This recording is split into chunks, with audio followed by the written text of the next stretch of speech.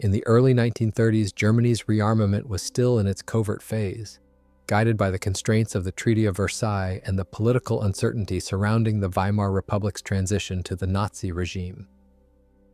Within this constrained but ambitious environment, a new demand emerged from the Reichsluftfahrtministerium, the German Air Ministry. Germany needed a modern twin-engine bomber that could fulfill both civil and military roles. The directive was aimed not only at building up military potential in secret, but also at preparing the groundwork for a future Luftwaffe capable of strategic and tactical operations across Europe. The development of the Junkers Ju-86 began against this backdrop.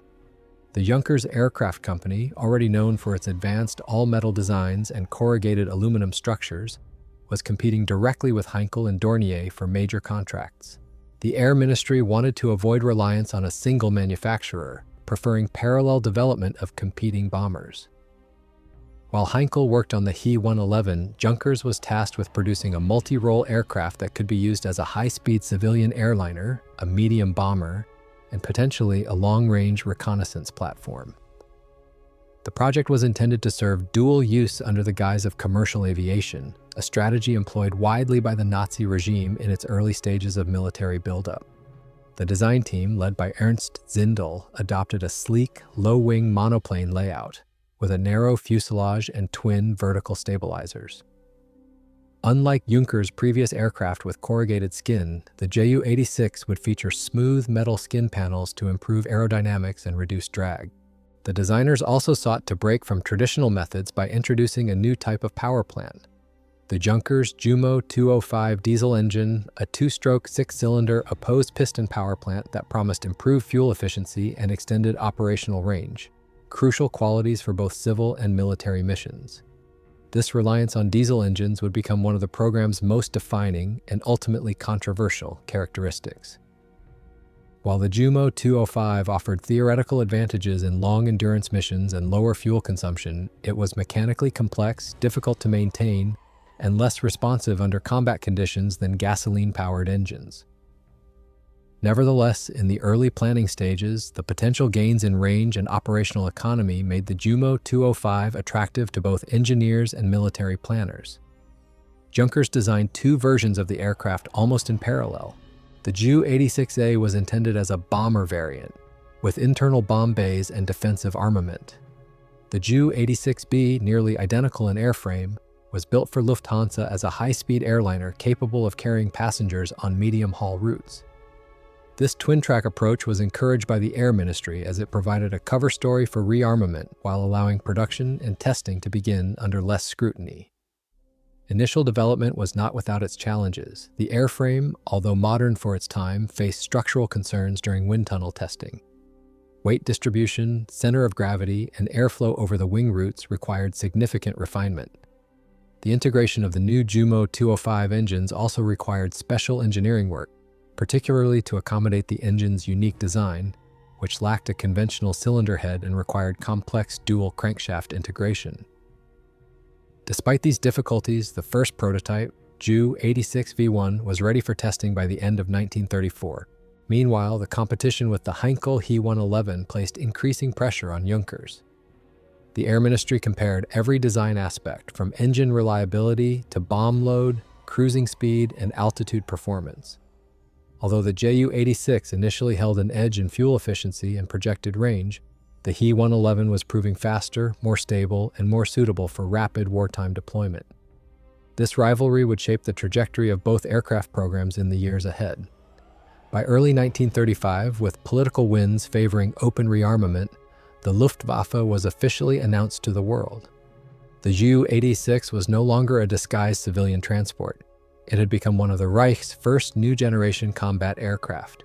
The groundwork had been laid. Development transitioned from design boards and experimental testing to full-scale production and deployment planning. In concept, the Ju-86 reflected Germany's early attempt to modernize its air power under the guise of peacetime aviation. It embodied the transition from secrecy to overt militarization, from experimentation to doctrine.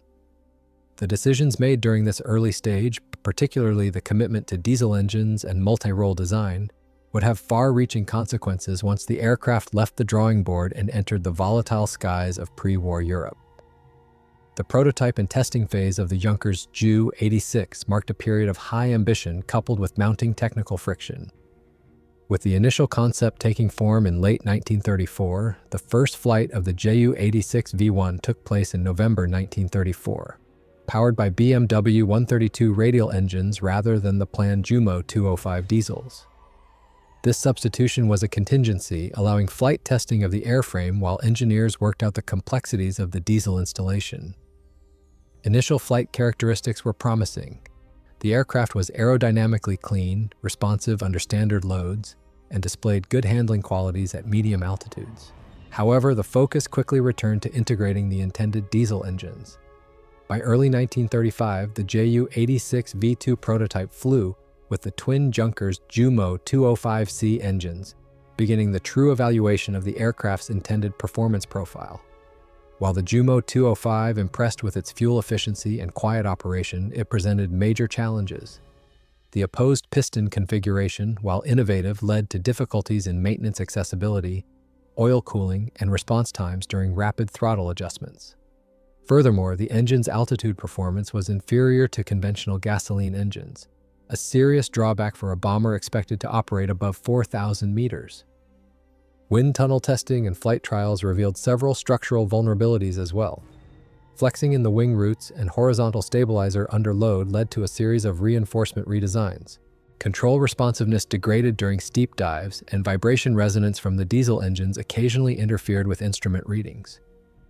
Despite these technical hurdles, the Air Ministry continued to push the program forward due to the pressing need for modern bombers and the desire to field a diesel-powered platform that could outperform Allied fuel consumption rates. As prototypes accumulated flight hours, Junkers began transitioning to pre-production with the Ju-86A0 series. These aircraft, produced in small numbers, were distributed to Luftwaffe evaluation squadrons and testing units. Operational pilots began submitting feedback, and several issues became immediately apparent. First was the diesel engine's sluggish throttle response, which posed risks during takeoffs and combat maneuvers. Second was the aircraft's limited defensive armament, typically a single machine gun in the nose and another in a dorsal turret, which left it vulnerable to coordinated fighter attacks. Lastly, concerns grew over engine reliability during extended sorties, particularly in cold weather conditions. In response, a parallel line of the Ju-86D series was created, still powered by the Jumo 205 but with strengthened structures and minor modifications to the defensive configuration. However, the pattern of marginal improvement without resolving core engine issues persisted. The Luftwaffe began losing confidence in the diesel-powered variant as a frontline bomber. As a result, pressure mounted within Junkers to redesign the aircraft around more conventional power plants. To keep the project viable, engineers fitted several test units with BMW 132 radial engines, leading to the Ju-86E variant. These aircraft demonstrated significantly better high-altitude performance and were easier to service. The shift in engine configuration required changes to cowling design, weight distribution, and internal layout, but the results proved more suitable for mass deployment. Despite the philosophical setback of abandoning diesel, the new configuration brought the Ju-86 closer to operational readiness. Simultaneously, Lufthansa evaluated its Ju-86B airliners for commercial service. These aircraft retained many of the same design features but were outfitted for passenger transport. While the airline praised the aircraft's range and speed, mechanical reliability remained an issue, particularly with the Jumo 205 engines. Lufthansa eventually limited the Ju-86's routes and replaced them with more dependable platforms like the Heinkel He-111C for civil operations. By 1936, the Junkers Ju-86 had entered limited series production. The testing era, though turbulent, had provided invaluable insights into both the potential and limitations of diesel-powered aviation. The aircraft was not a failure in design terms. It had sound aerodynamics, long range, and a streamlined profile, but its reliance on experimental power plants hampered what could have been a more successful combat introduction. This phase closed with a divided legacy. On one hand, the Ju-86 was now ready for Luftwaffe deployment in modest numbers. On the other, it had fallen behind the more successful and robust Heinkel He-111 in nearly every operational metric. The Luftwaffe's bomber doctrine, influenced by the emerging needs of blitzkrieg and tactical support, would soon demand faster, more agile, and more robust aircraft than the Ju-86 had become. Nevertheless, Junkers continued refining the airframe, hoping it could still prove valuable in other roles or under different strategic conditions. As the aircraft transitioned from evaluation to operational deployment, its role in the coming conflicts would be shaped not by original ambition, but by necessity, and the rapidly shifting realities of modern warfare. The entry of the Junkers Ju-86 into operational service coincided with the Luftwaffe's broader transformation from a covert rearmament force to an open, rapidly expanding air arm of the Nazi regime. In 1936, several Ju-86A and E models were assigned to frontline units for training and limited operational deployment. The aircraft entered service with Kampfgeschwader, bomber wings, such as KG-152, where it was positioned as a medium bomber intended to operate at medium altitudes, delivering precision attacks on strategic targets. Initial reception among crews was mixed. On paper, the Ju-86 had advantages. Its aerodynamic profile allowed for relatively high cruising speeds, and its range was competitive for the era. However, in practice, the aircraft's operational limitations quickly emerged.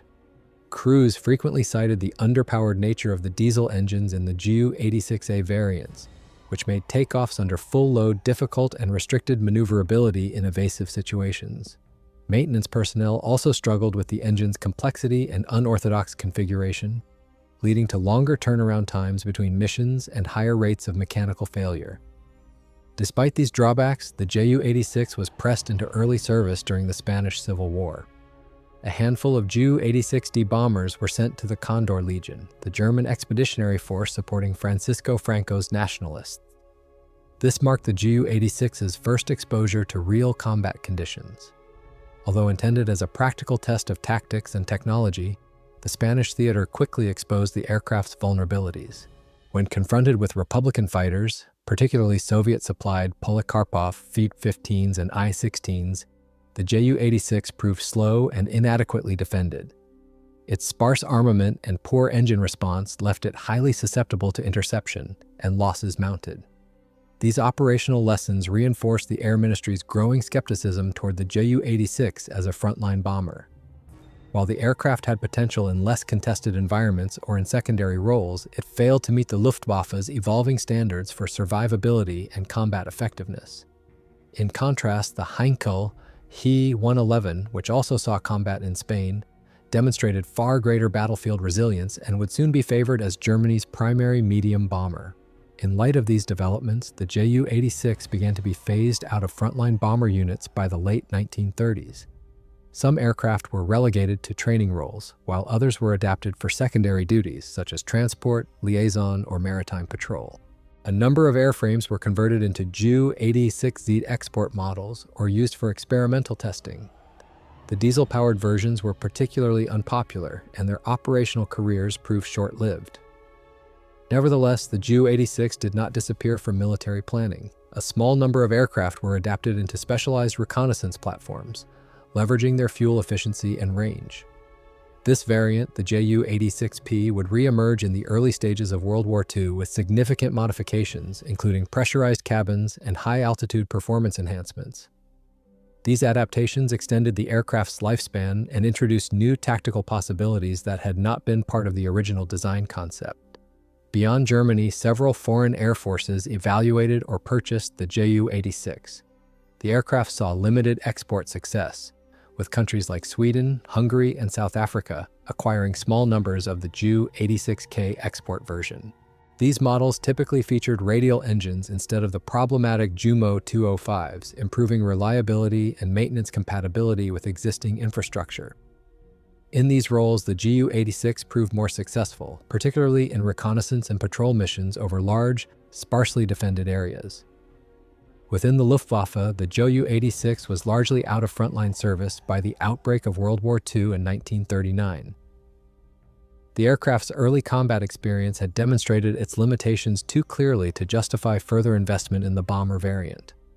However, its high-altitude capabilities, later realized in modified forms, kept it within the German arsenal in more niche roles. The initial deployment phase revealed a central truth about the Ju-86. It was a conceptually ambitious aircraft constrained by its mechanical vulnerabilities and mismatched with the fast-moving, aggressive air strategies that defined early Luftwaffe doctrine. The bomber that began as a symbol of innovation and endurance would now need to evolve or be left behind in a rapidly modernizing war environment. As the Luftwaffe shifted focus toward high-speed, high-capacity platforms with stronger defenses and versatile configurations, the Ju-86 found itself pushed to the periphery of strategic planning. Still, its core airframe remained sound, and its adaptability would soon be tested again. Not in swarms over enemy territory, but in isolated high-altitude paths where reconnaissance, not bombing, would become its second life. As the war in Europe expanded and the Luftwaffe's strategic focus evolved, the Junkers Ju-86 found a renewed, if limited, role through adaptation rather than direct combat revival. Its transformation into a specialized reconnaissance aircraft marked a shift from frontline bombing to niche utility, an approach born out of necessity as Germany sought to fill gaps in its high-altitude intelligence capabilities. The Ju-86P emerged from this requirement. Junkers engineers revisited the original design, recognizing that while the airframe was no longer viable as a bomber, its structural integrity and stability made it a suitable candidate for modification. The focus now shifted to altitude. The aim was to create an aircraft that could operate above the effective ceiling of Allied fighters and flak defenses. To achieve this, the Ju-86P underwent substantial changes. The most significant of these was the introduction of a pressurized cabin, a rare feature in German aircraft at the time, which allowed flight crews to operate effectively at altitudes exceeding 12,000 meters. The Ju-86P variants were equipped with new turbocharged Junkers Jumo 207 diesel engines, a further evolution of the 205. These engines maintained fuel efficiency while offering improved power output at high altitude.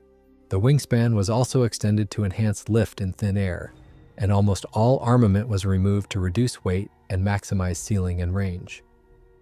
The aircraft's bomb bays were repurposed to carry cameras and sensor equipment, turning the Ju-86P into a long-range photographic reconnaissance platform capable of penetrating deep into enemy territory without direct confrontation. Initial operational deployments of the Ju-86P proved the concept viable. Flying at altitudes beyond the reach of contemporary Allied fighters and anti-aircraft guns, the aircraft conducted strategic overflights of Britain, the Middle East, and parts of the Soviet Union. The intelligence gathered helped the Luftwaffe plan bombing raids and monitor troop movements, particularly in areas where satellite or close-in reconnaissance was impossible. British radar systems detected the high-flying aircraft, but RAF interceptors, including early Spitfire models, struggled to reach the altitude necessary for interception. However, the advantage was temporary. The British soon began developing countermeasures. Specially modified Spitfires with stripped-down weight and tuned engines were designated to intercept the Ju-86P. By late 1942, British pilots began scoring kills against Ju-86P missions, forcing the Luftwaffe to reassess the aircraft's vulnerability. This led to the development of the Ju-86R, a further modified variant with even greater ceiling, up to 14,000 meters, and refined aerodynamics. Despite these improvements, the cat-and-mouse game with Allied interceptors continued, and by mid-1943, the effectiveness of the Ju-86 in this role began to decline.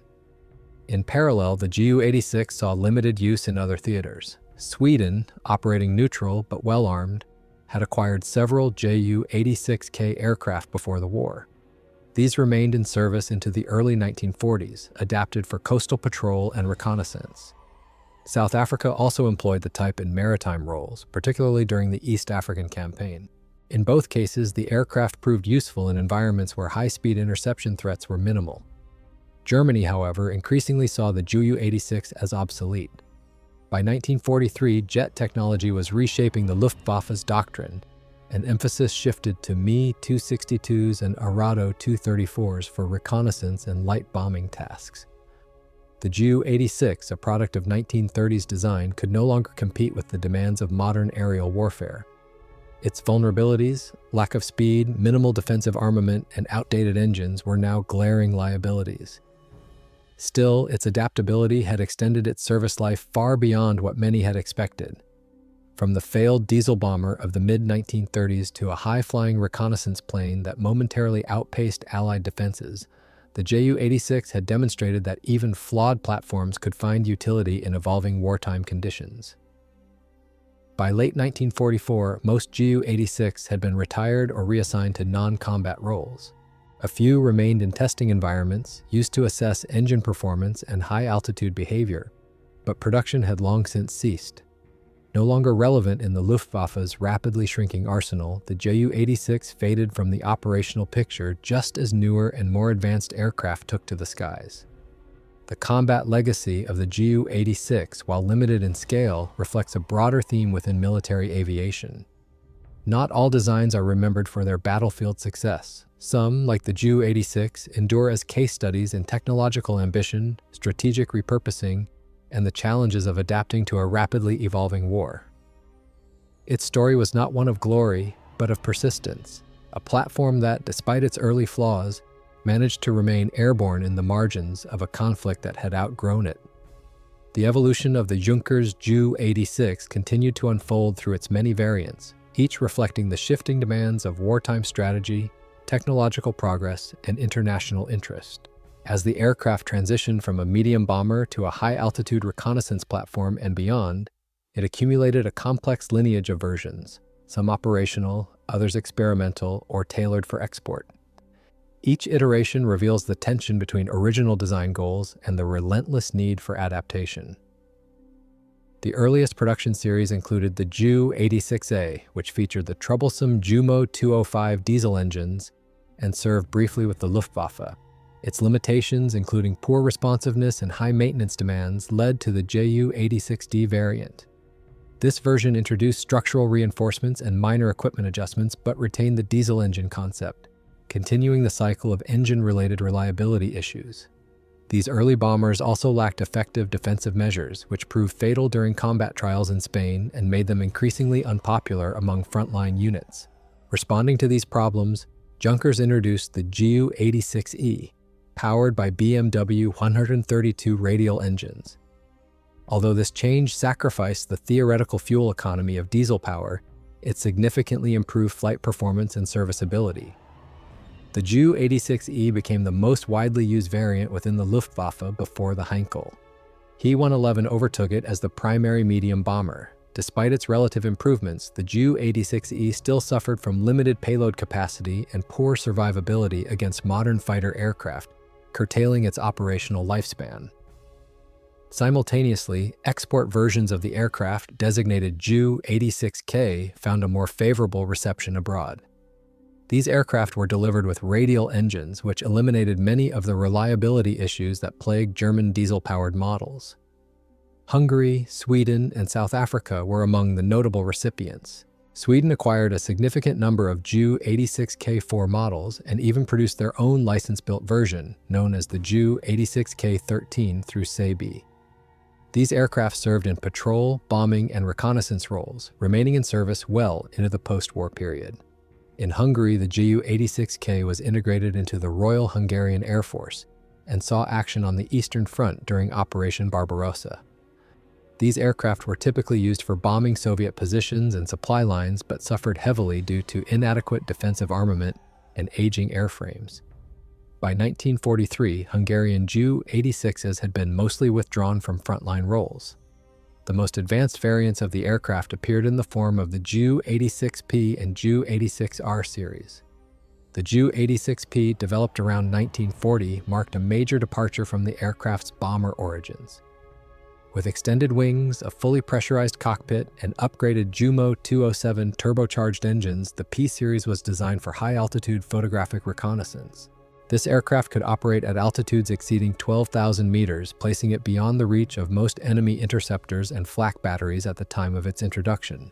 Further enhancements led to the Ju-86R, which pushed the operational ceiling even higher. With longer wingspans, larger tail surfaces, and improved pressurization systems, the R models were capable of cruising at altitudes up to 14,400 meters.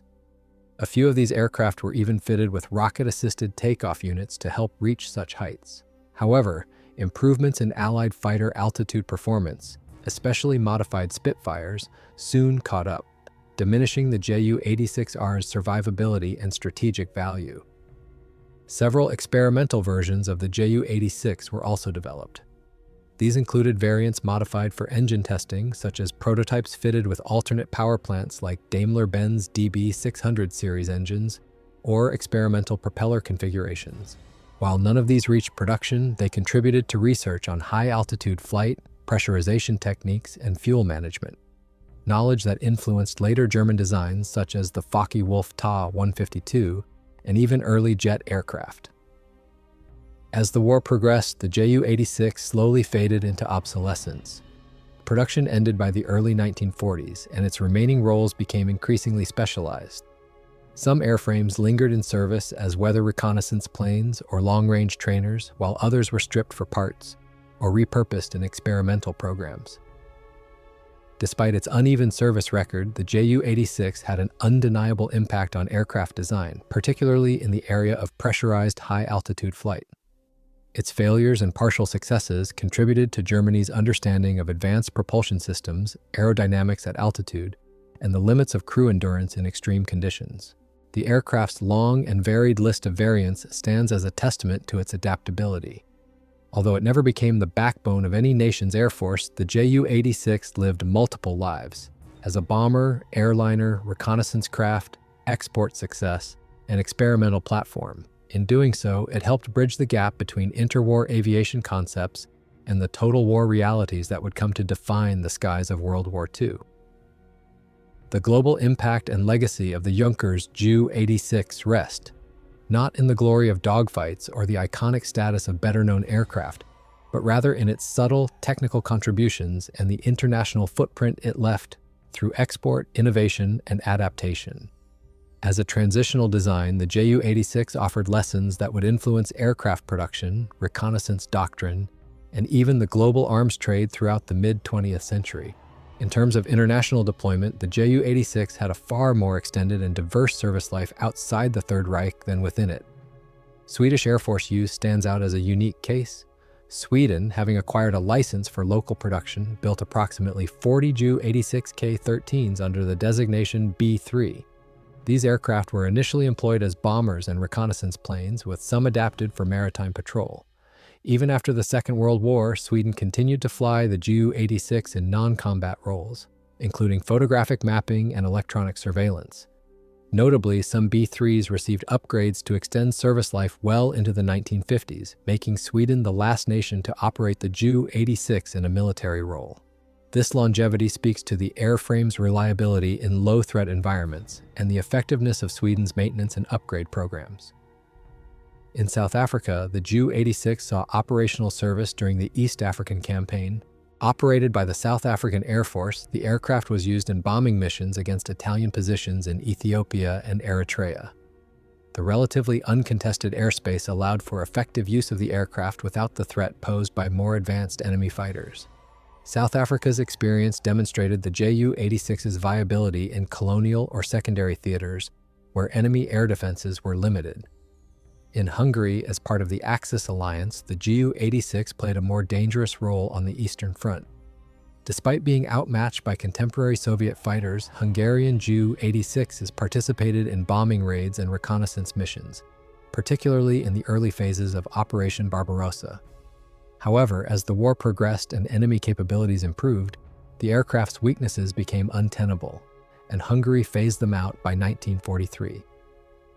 Even in neutral countries like Switzerland and Portugal, the Ju-86 made appearances. Though often relegated to civilian or training use, the presence of the aircraft in such varied air forces illustrates its wide appeal during the interwar and early wartime periods. Its availability, combined with the reputation of Junkers for solid engineering, made the Ju-86 a practical acquisition for nations seeking to modernize their air forces quickly, without relying on the uncertain availability of Allied or Soviet models. Technologically, the Ju-86's legacy lies primarily in its contribution to high-altitude flight research. The development and operational use of pressurized cabins in the Ju-86P and Ju-86R were pioneering achievements. These aircraft operated at altitudes significantly higher than most of their contemporaries, and their success laid foundational knowledge for future designs. German engineers working on aircraft like the Focke-Wulf Ta-152H and reconnaissance adaptations of the Arado R-234 drew upon the high-altitude experience gained from the Ju-86 program. Furthermore, the Ju-86's engine development, though troubled in its diesel form, spurred research into long-endurance, fuel-efficient propulsion. While the Jumo 205 and later 207 engines never became standard, their design influenced diesel and two-stroke engine experimentation worldwide. Some post-war Soviet and Allied engineers examined captured examples and reports to inform their own programs, particularly in fields where endurance and fuel consumption were paramount. Culturally, the Ju-86 does not occupy the same mythic space as the Spitfire, Bf-109, or B-17, but it has earned a place in aviation history museums and collections. Preserved aircraft are rare, but models and technical documents continue to be exhibited in institutions dedicated to early WFI aviation. In Sweden, where the aircraft enjoyed its longest post-war use, the Ju-86 is remembered more prominently, with restored fuselages and displays showcasing its evolution from bomber to reconnaissance platform. In retrospective analysis, aviation historians often regard the Ju-86 as a nearly great aircraft, an ambitious project that ultimately fell short of its potential but proved invaluable in unanticipated ways. Its early diesel-powered bomber role may have failed, but the aircraft's adaptability, export success, and high-altitude achievements allowed it to influence the shape of aerial warfare from the shadows. The story of the Ju-86 closes not with a decisive battle or technological revolution, but with quiet persistence. It served in skies where others dared not fly, delivered reconnaissance that shaped decisions from afar, and endured in foreign fleets long after its creator had moved on. In the end, the aircraft stands as a testament to the unpredictable trajectories of military innovation, where purpose-built tools are often repurposed and forgotten designs still leave measurable echoes in the history of flight. Beyond its better-known combat and reconnaissance history, the Junkers Ju-86 held a quieter, more obscure chapter, one that unfolded in test sites, remote outposts, and classified development facilities. While its frontline military relevance dwindled by the mid-war years, the Ju-86's airframe remained valuable in experimental and auxiliary roles that rarely made it into official communiques or war diaries. These lesser-known uses of the aircraft offer a compelling glimpse into the twilight utility of aging platforms and the ingenuity of engineers working within the constraints of wartime urgency. Perhaps the most intriguing of these roles was the Ju-86's use as a high-altitude testbed. The pressurized cockpit of the Ju-86P and R variants made the aircraft a natural candidate for studying flight performance and human physiology at altitudes above 12,000 meters. Luftwaffe medical and technical research units conducted flights to test oxygen delivery systems, pilot endurance, and the effects of low atmospheric pressure on avionics and materials. These studies quietly influenced pressurization techniques later adopted in aircraft like the Ju-388, Ta-152H, and the planned high-altitude bomber projects under the America Bomber program. Similarly, the Ju-86 was involved in electronic and photographic intelligence gathering that remains sparsely documented. In some missions conducted over the Mediterranean and the Balkans, modified Ju-86 aircraft equipped with advanced camera arrays and signal interception equipment flew covert reconnaissance routes to monitor enemy troop movements and detect radar installations. While not as prolific or advanced as the Allied reconnaissance efforts, these missions represented an early form of what would evolve into post-war ELINT, electronic intelligence operations. In the final years of the war, as Germany's resources diminished and desperation grew, some Ju-86 airframes were repurposed for logistics and ferrying sensitive materials. These included transporting personnel between isolated airfields, conducting long-range weather reconnaissance, and testing long-duration flight protocols using alternative fuels. A handful of aircraft were reportedly equipped with drop tanks and stripped interiors to evaluate long-distance endurance flights, possibly in anticipation of submarine coordination in the Atlantic. There are also scattered reports, largely drawn from post-war interrogation documents and memoirs, indicating that a few Ju-86s were considered for drone experimentation. German engineers working under the Luftwaffe's remote control aircraft programs explored adapting older airframes for use as unpiloted target drones or flying bombs. While there is no conclusive evidence that a Ju-86 ever flew in such a configuration, documents from Peenemünde and other research centers suggest that its structural integrity and range made it a candidate for these tests, especially as newer aircraft were prioritized for combat. In occupied territories, especially in North Africa and the Balkans, isolated Ju-86s were occasionally cannibalized or crudely repaired by Luftwaffe ground crews to serve as local command liaison aircraft. These makeshift adaptations often involve reducing onboard systems to the bare minimum, stripping weaponry, and maximizing range and reliability. In these roles, the Ju-86 was more of a utility aircraft, part courier, part weather scout, than a strategic asset. After the war, the legacy of these obscure roles was mostly erased or folded into broader narratives.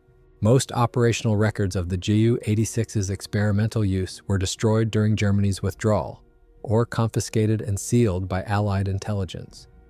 What survives is pieced together from technical manuals, scattered photographs, and the recollections of engineers and aircrew. Some of this information has slowly emerged through post-war publications, archival releases, and museum restorations. In a few rare cases, disassembled Ju-86s were discovered in hangars in Central Europe or North Africa decades after the war, their remains offering tangible proof of forgotten missions.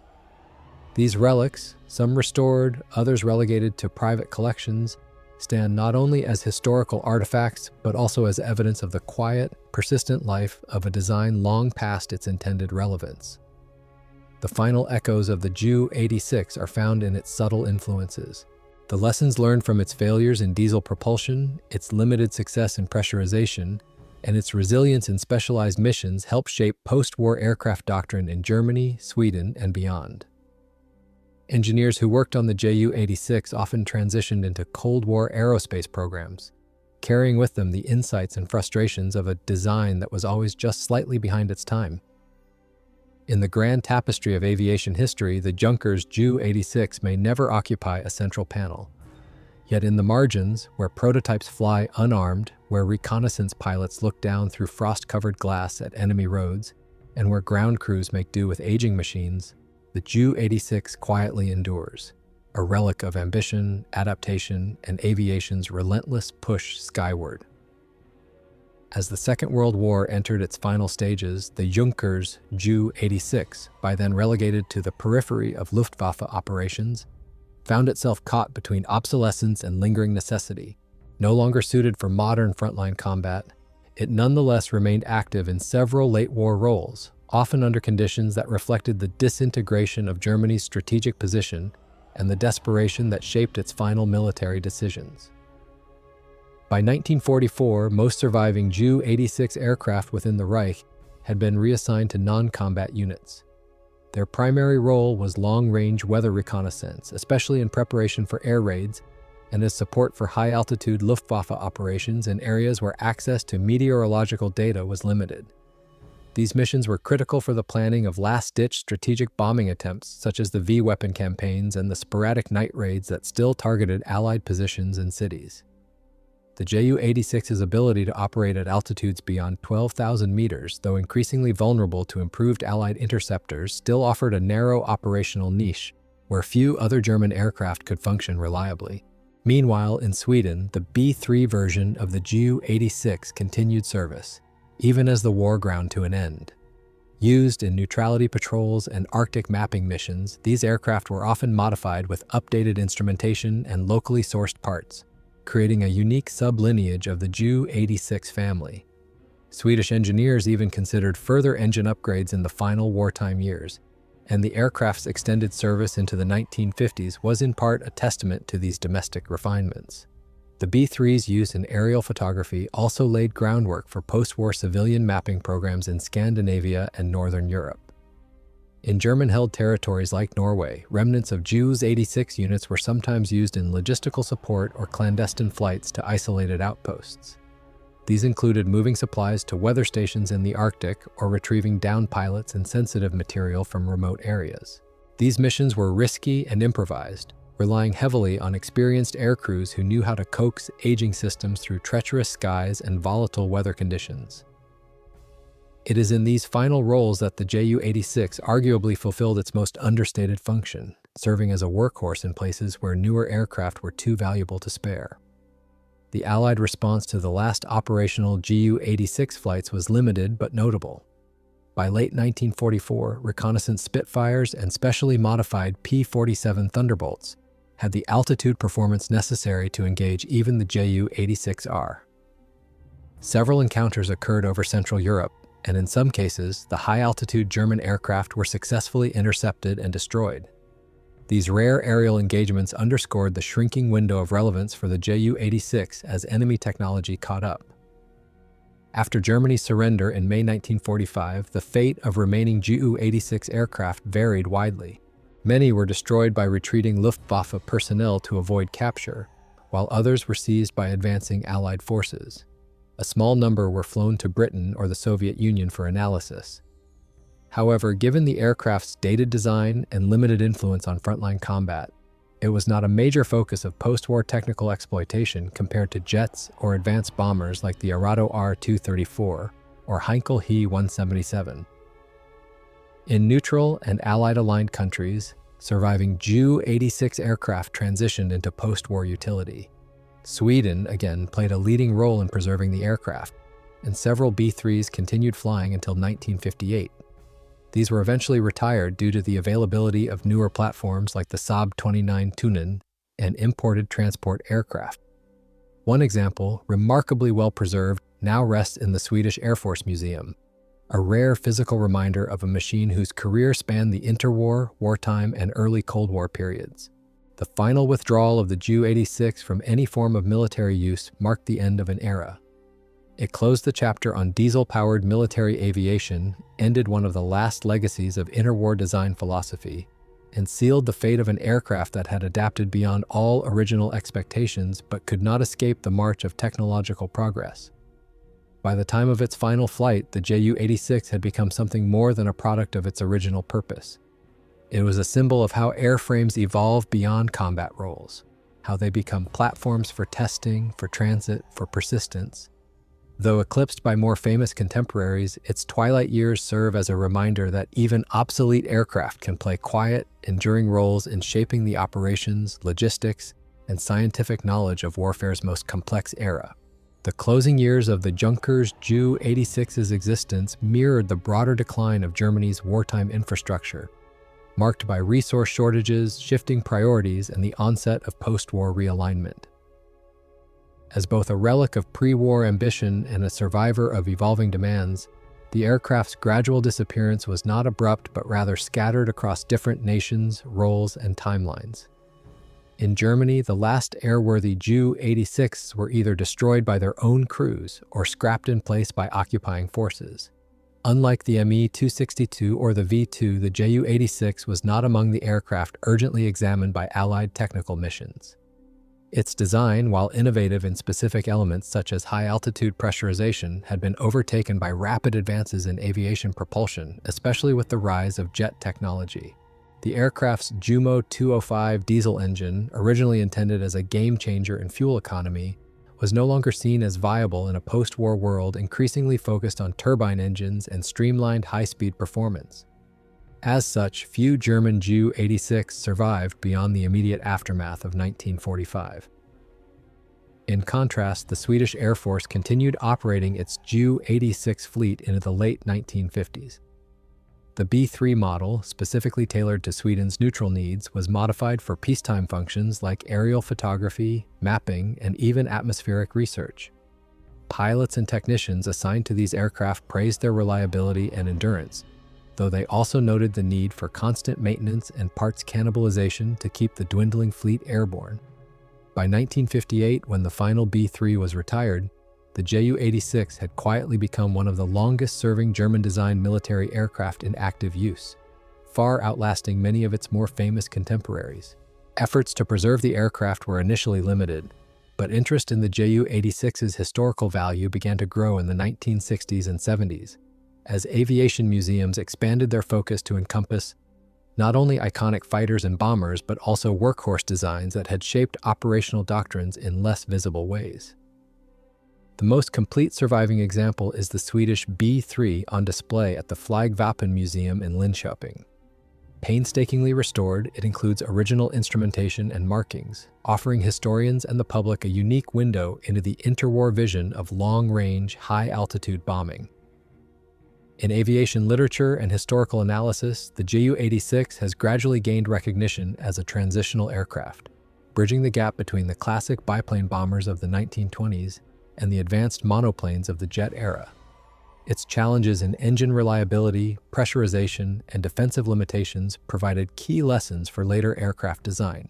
Moreover, the Ju-86's career highlighted the complex interaction between innovation and practicality. While some of its concepts were ahead of their time, their implementation faltered under wartime pressure and operational realities. The Ju-86's legacy is further shaped by its rare role in electronic surveillance and reconnaissance, an early step toward the development of post-war strategic intelligence aircraft.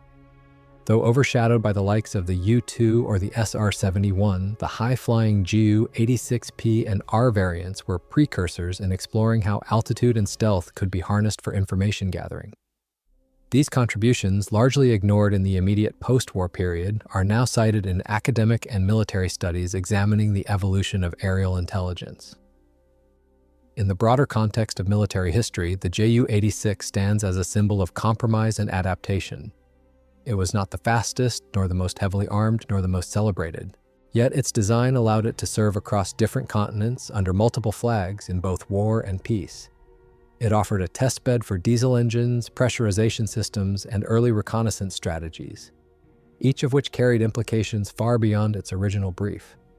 As the Cold War dawned, the silhouette of the Ju-86 slowly disappeared from the skies. But its influence, like many aircraft of its generation, lingered in the lessons it taught, the technologies it tested, and the missions it enabled. In the end, the story of the Junkers Ju-86 is not just one of early ambition or wartime adaptation.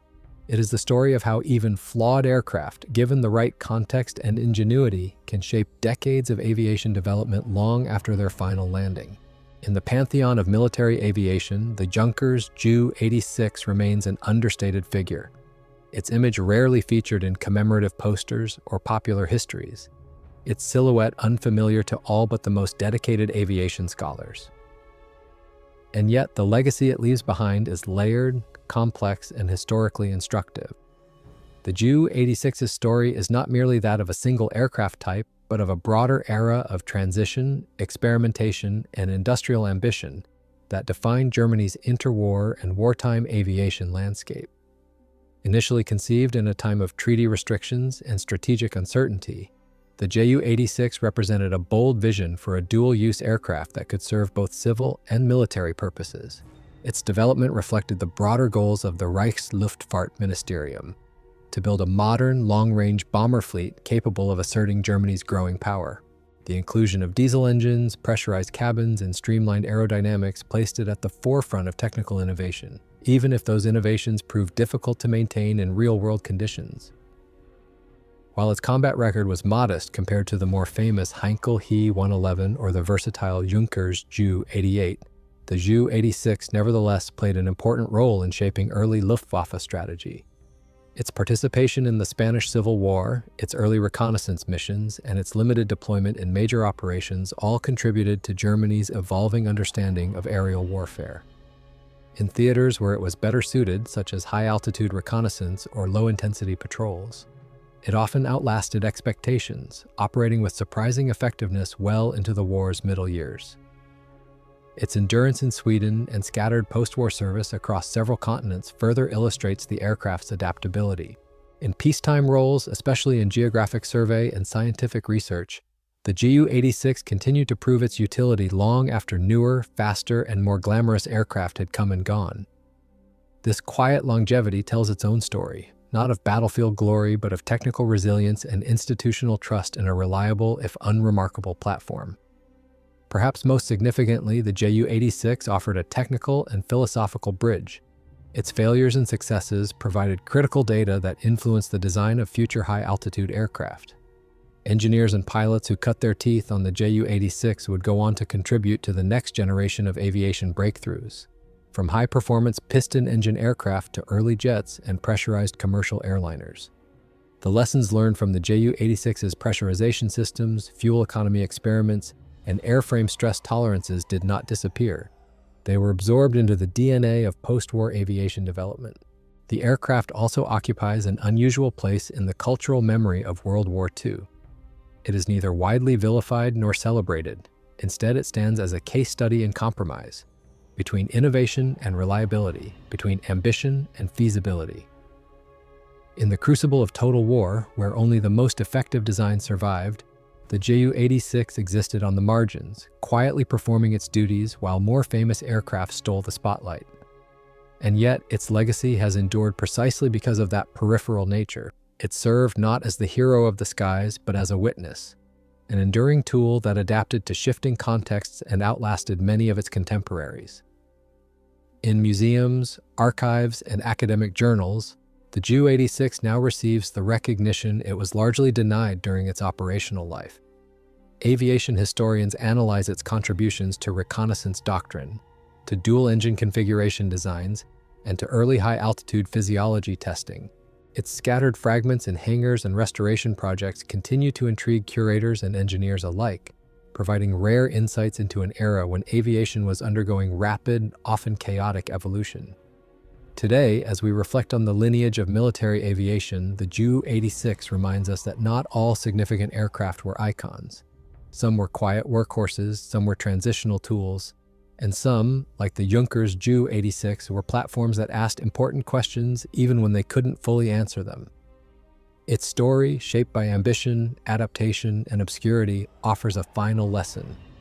In the relentless pursuit of flight, every aircraft, no matter how overshadowed, plays a part in lifting the future off the ground.